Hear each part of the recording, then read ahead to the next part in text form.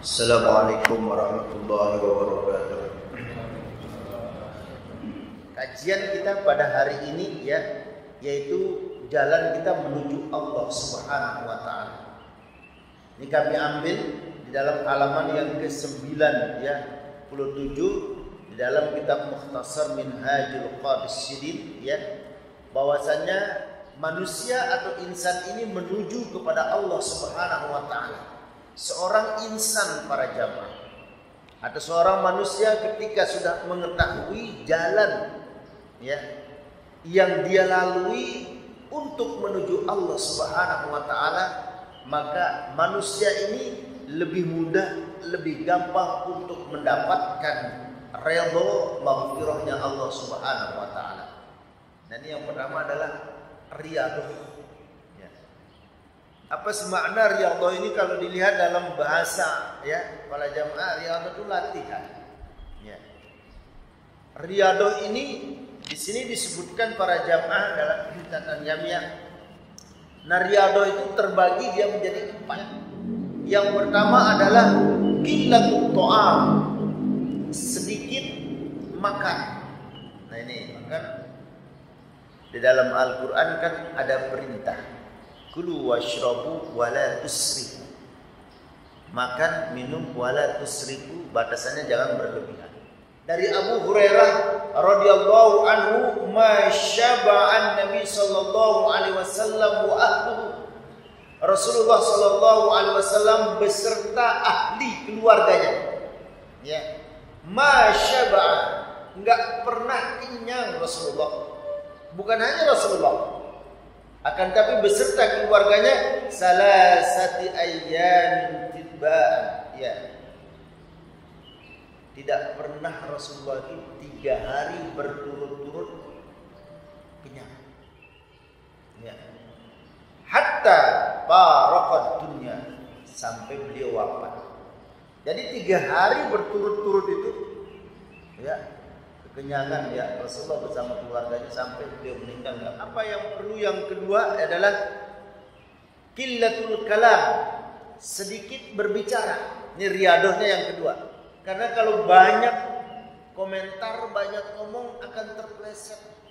Makanya dosa yang disebutkan oleh Rasulullah itu para jamaah Kullu ummati mu'afat illal mujahirin, disebut oleh Rasulullah. Setiap umatku yang melakukan suatu kesalahan, suatu dosa diampuni oleh Allah, kecuali orang yang terang-terangan yang sengaja. Coba dilihat di dalam surat Al-Qasas misalnya ayat 55. Apa sih kebiasaan orang-orang yang muhsinin, orang yang berbuat baik? Apa kebiasaan orang-orang yang muttaqin, orang-orang yang bertakwa itu? Allah gambarkan di dalam surah Al-Muhsinin, di dalam surat Al-Qasas ayat 55. Wa idza sami'ul lagwa a'radu anhu. Itu kebiasaannya orang-orang baik, orang-orang yang bertakwa itu. Kalau mereka mendengar ucapan-ucapan yang lagwa, apa makna lagwa ini? Ucapan-ucapan yang tidak ada manfaatnya, pembicaraan-pembicaraan yang tidak ada manfaatnya, a'radu, mereka itu segera berpaling. Hanya membicarakan yang ada manfaat. Bahkan di sini dalam hadis qudsi disebutkan oleh Rasulullah sallallahu alaihi wasallam, ya ibna Adam, wahai anak Adam, kita wahai manusia, idza wajadta qasawatan fi qalbika, apabila kamu menemukan kosak, hatimu keras. Wahai anak Adam, apabila di antara kalian menjumpai hatimu dalam keadaan qaswah, keras. Siapa yang memiliki hatinya yang keras? Wa saqaman fi badanika, lalu badannya terasa sakit, badannya terasa malas untuk beribadah, wa irmanan fi rizqika, di dalam rezekinya juga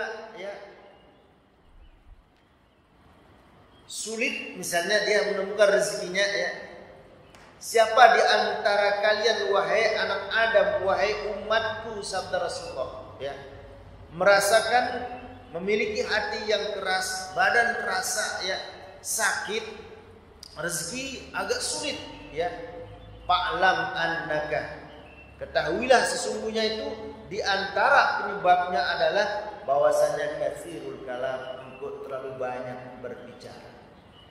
Bukan berarti para jamaah ya kita dilarang untuk tidak banyak berbicara, menyampaikan yang hak, ya jamaah. Lalu yang ketiga adalah qillatul manam, sedikit tidur. Karena kebiasaan para ulama salafus sholihin itu kan Allah Subhanahu wa taala sebutkan para jamaah ya. Di dalam Al-Qur'an Karim misalnya banyak kita temukan ya. Bagaimana di dalam surat yang ke-51 misalnya ya, ayat 17 18, kanu qalilan minal laili ma yahja'un. Ada surat Az-Zariyat. Orang-orang yang saleh itu ini kebiasaannya qillatul manam, sedikit tidur. Kanu, mereka, qalil, sedikit ya. Minal lail, pada waktu lail malam ya. Ma yahja'un. Mereka tuh orang-orang yang saleh itu pada waktu malam itu qalil, sedikit sekali dari itu. Ya. Wabil asharihum yastaghfirun, berlomba mereka sebenarnya. Penghujung ya, datangnya subuh itu dia nggak pernah meninggalkan istighfar. Lalu yang keempat, bagian riyadhah yang keempat adalah qillatul ijtima' ya. Sedikit menghindari suatu perkumpulan. Ya. Artinya apa ya? Berani banyak ngerumpi itu maksudnya ya. Lebih banyak orang itu yang sedang menuju Allah, lebih banyak dia menyendiri. Ya.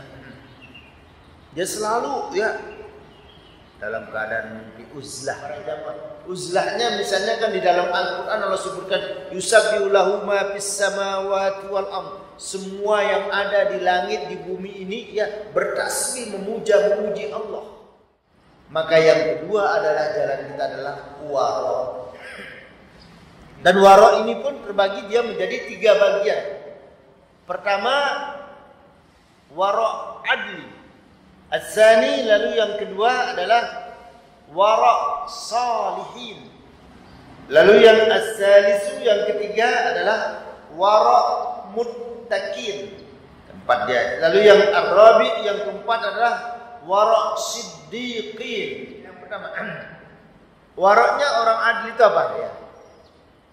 Orang yang menuju Allah dia memiliki tingkatan wara. Yang pertama wara adil. Apa yang dimaksud dengan waraul adil di sini para jamaah ya?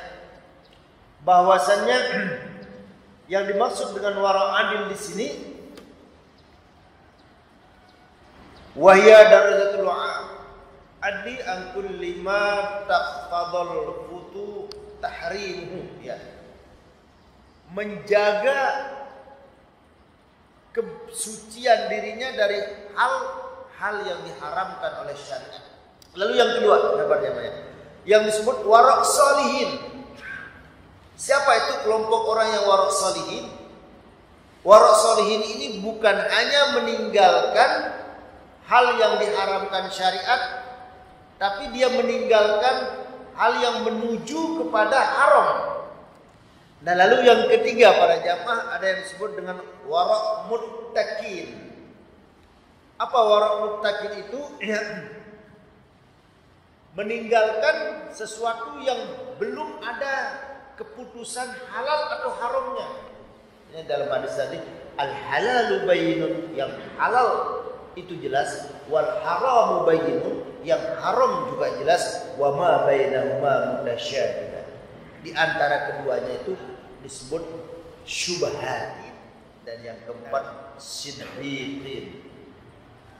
Gimana waraknya orang-orang yang sedikit itu? Meninggalkan sesuatu yang halal tapi punya potensi untuk yang haram. Ini para jamaah. Lalu ditambahkan yang sedikit para jamaah yang terakhir ya, bahwasanya menuju Allah itu yang terakhir adalah ikhlas. Lalu yang pertama itu tampak sini para jamaah. Kalau kita melihat dasarnya hukum al-aslu fi syai' al-ibahah gitu. Pada dasarnya suatu itu boleh kecuali ada dalil yang menunjukkan keharamannya ya dan kehalalannya pada dasarnya. Ini kan kaidah usul fiqh ini muncul ketika Rasulullah dulu. Rasulullah ada seorang sahabat pakai parfum itu. Oh, parfum ini ada bercampur gitu ya dengan alkohol. Masih katanya gitu juga persis tadi. Nah, kalau gitu kita tanya Rasulullah dah katanya. Kalau zaman dulu kan enaknya para sahabat ada pasangannya ke Rasulullah. Ya. Kita tanya Rasulullah tuh, Pak, si fulan pakai parfum tapi di dalamnya alkohol. Kata siapa? Ya katanya yang tanya Rasulullah. Ya Rasulullah, ada si fulan ini sahabat yang menggunakan parfum tapi kami mendapat informasi itu di dalamnya ada alkohol.